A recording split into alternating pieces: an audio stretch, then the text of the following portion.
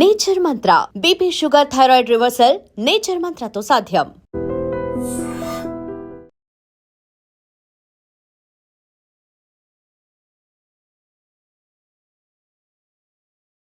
ట్రైన్లో ప్రయాణికుడిగా చేస్తూ నేరాలు పాల్పడుతుంటారు చాలా మంది, చాలా అఫీషియల్గా కనిపిస్తుంటారు.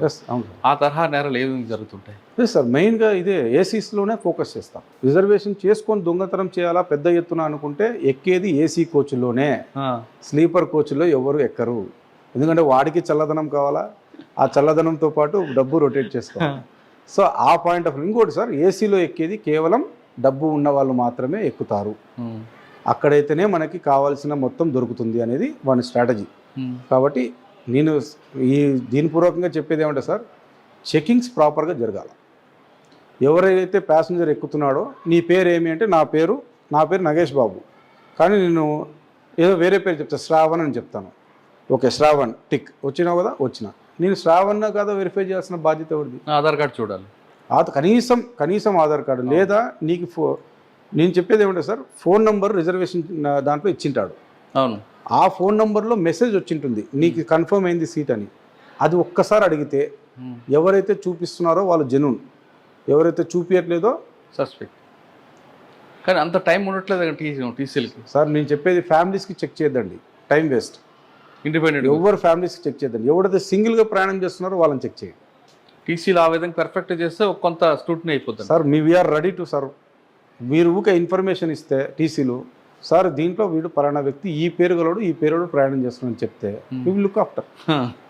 అయిపోతుంది సార్, కేసు ఇన్వెస్టిగేషన్ అయిపోతుంది. వాడు చేయకుండానే దొరుకుతాడు కదా, చేయకుండానే దొరుకుతాడు, లేదా గతంలో చేసినటువంటి మా దగ్గర బయటకు వస్తాయి. సార్ మీరు అన్నారు ఫ్యామిలీస్కి టచ్ చేయక్కర్లేదు, వేస్ట్ టైం వేస్ట్. కానీ రైల్వేలో కూడా ఫ్యామిలీస్ అంటే కపుల్గా ఉంటే ముసలి వాళ్ళు కూడా దొంగతనం చేస్తుంటారు. ఇట్ డిపెండ్స్ సార్, ఛాన్సెస్ తక్కువ.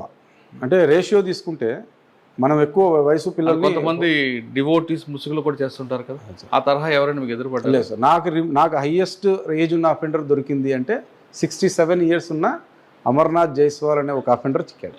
ఎలా అండి?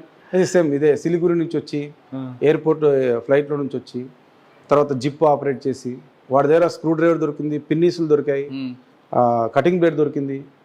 వాడితో నేను నా సూట్ కేసు ఓపెన్ చేయించుకున్నా, ఎట్లా చేస్తావు చూపిరాను అని. నీట్గా ఆ పిన్ను పెట్టి ఎలా ఓపెన్ చేస్తాడో, జిప్ ఎలా ఆపరేట్ అవుతుంది. మనం అమెరికన్ టూరిస్టర్ బ్యాగ్ అయినా, విఐపి లాంజ్ బ్యాగ్ అయినా, ఏ బ్యాగ్ అయినా వాడి ముందు బలాదూరే. వాస్తవం సార్, ఇవన్నీ ఎన్ని ఒక పైన అనిపిస్తాయి కానీ సార్, వాడు ఒక పిన్నీస్ పెట్టి జిప్ ఓపెన్ చేస్తుంటే అది అమెరికన్ టూరిస్టర్ అయితేనేమి, లేకపోతే ఏ బ్యాగ్ అయితే ఏర్పడుతుంది చెప్పండి.